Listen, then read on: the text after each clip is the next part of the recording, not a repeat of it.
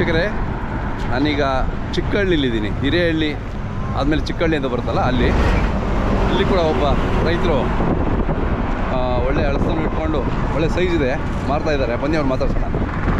ಒಳ್ಳೆ ದೊಡ್ಡ ಸೈಜ್ ಹಣ್ಣುಗಳು ಇದೆ ನೋಡಿ, ಭಾರಿ ಗಾತ್ರ ಎಲ್ಲ 20 kg 25 kgವರೆಗೂ ಇದ್ದಾವೆ ಹಣ್ಣುಗಳು, ನೋಡ್ಬೋದು. ಅಣ್ಣ ನಿಮ್ಮ ಹೆಸರು ಹೇಳಣ್ಣ? ಸಿದ್ಧಗಂಗಯ್ಯ ಅವರೇ. ಊರ ಹೆಸರು? ಚಿಕ್ಕಹಳ್ಳಿನೇನಾ? ಒಳ್ಳೊಳ್ಳೆ ಸೈಜ್ ಇದ್ದಾವೆ. ಮರ ಭಾರದ್ದು ಹಳೆ ಮರನಾ? ಎಷ್ಟು ವರ್ಷದ ಮರ?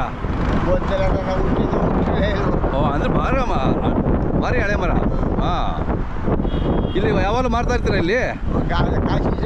ಕಾಯಿ ಸೀಸನಾಗೆ. ಹಾಂ. ಎಷ್ಟು ಮಾರ್ತೀರಾ ಒಂದು ದಿನಕ್ಕೆ?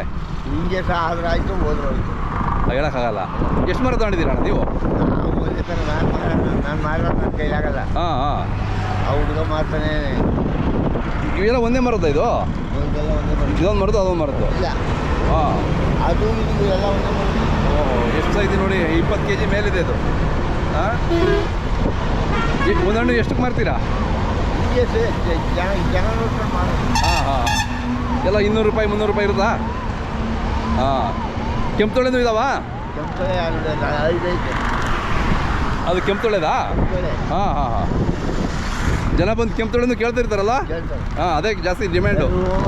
ಏನು ಸರ್, ಬಣ್ಣ ಅಲ್ಲ, ರುಚಿ ಬೇಕಾಗಿತ್ತು. ಅದೇ ತೊಳೆ ಅದು ಚೆನ್ನಾಗಿ ರುಚಿಯಾಗಿದ್ರೆ ತಿನ್ನಲ್ವಾ? ಹಾಂ, ತಿಂತಾರೆ. ಬಟ್ ಕೆಲವರು ಏನೋ ಕೆಂಪು ತೊಳೆನೇ ಬೇಕು ಅಂತಾರೆ, ಹಂಗೆ. ಹಾಂ, ಎಷ್ಟು ಚೆನ್ನಾಗಿದ್ದಾವೆ. ಈ ಮರದಾಗ ಎಷ್ಟು ಕಾಯಿ ಬಿಟ್ಟದೆ? ಒಂದು 40 ಕಾಯಿ ಬಿಟ್ಟದೆ. 40 ಕಾಯಿ ಬಿಟ್ಟದೆ. ಇನ್ನೂ ಇದಾವ? ಇನ್ನೊಂದು 10 ಕಾಯಿ. ಹಾಂ.